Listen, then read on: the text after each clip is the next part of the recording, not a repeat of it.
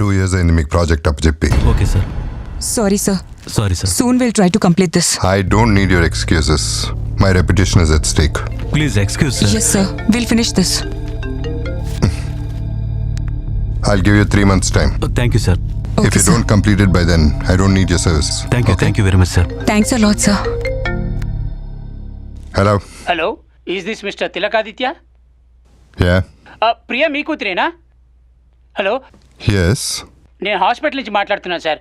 మీ అమ్మాయి ప్రియాకి యాక్సిడెంట్ అయింది సార్. ఇప్పుడే ఎమర్జెన్సీ వార్డుకి తీసుకెళ్తున్నాం. What? అవును sir. Is it bad? Yes sir, road accident sir. Doctors చూస్తున్నారు, వెరీ క్రిటికల్ కండిషన్ సార్. అందుకే డైరెక్ట్గా ఆపరేషన్ థియేటర్లోకి తీసుకెళ్తున్నాం. Which hospital? Apollo hospital sir. Head injury అయ్యి హెవీ బెడ్ లాస్ అయ్యింది. మీ ట్రీట్మెంట్ స్టార్ట్ చేయండి, వచ్చేస్తున్నా. వెంటనే ట్రీట్మెంట్ స్టార్ట్ చేయకపోతే తన ప్రాణాలకే ప్రమాదం ఉంటున్నారు సార్. అర్జెంట్గా అడ్మిషన్ ఫీజు 50,000 కట్టాలంటే సార్. నేను వచ్చేస్తున్నా, వచ్చి కట్టేస్తాను. అంత టైం లేదు సార్. మీకు లింక్ పంపించాను, ఒకసారి చెక్ చేయండి. ఆ లింక్ మీద క్లిక్ చేసి పే చేసేస్తే సర్జరీ స్టార్ట్ చేస్తారంట. పంపించేశాను. ఓకే సార్, మీకోసం హాస్పిటల్ దగ్గర వెయిట్ చేస్తూ ఉంటాం.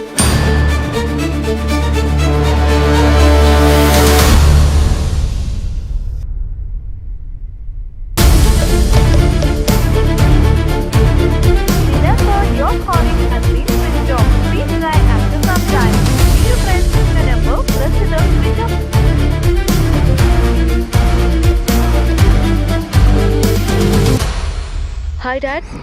హాయ్ మా, ఎక్కడున్నావు? కాలేజీలోనే ఉన్నాను డాడీ.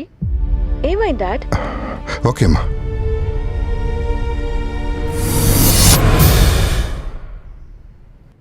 మీ బంధువులు స్నేహితులు ఏదో నేరం చేశారని వారు అరెస్ట్ కాకుండా ఉండాలంటే మీరు డబ్బులు పంపించాలని అనేక రకాల ఫోన్ కాల్స్ మీకు వస్తూ ఉంటాయి. అంతేకాదు మీకు దగ్గర వారెవరో ప్రమాదానికి గురయ్యారని వెంటనే డబ్బులు పంపమని ఫోన్ కాల్ చేయడం కానీ సందేశం పంపడం కానీ చేస్తారు. ఇలాంటివి నమ్మి ఎట్టి పరిస్థితుల్లోనూ డబ్బులు బదిలీ చేయవద్దు. అలా వచ్చేటువంటి కాల్స్ని మెసేజ్ల్లో వాస్తవాన్ని నిర్ధారించుకుని మాత్రమే స్పందించవలసిందిగా విజ్ఞప్తి. అనుకోనిది ఏదైనా జరిగితే ఫిర్యాదు చేయవలసి వస్తే 1930, మళ్ళీ చెబుతున్నాను, 1930 నెంబర్కి కాల్ చేసి ఫిర్యాదు చేయండి. లేదా సమీపంలో ఉన్న పోలీస్ స్టేషన్, ప్రత్యేకించి సైబర్ క్రైమ్ స్టేషన్లో ఫిర్యాదు చేయొచ్చు. అంతేకాకుండా మీ బ్యాంకు వారికి సమాచారం ఇవ్వడం మర్చిపోకండి. సెలవు.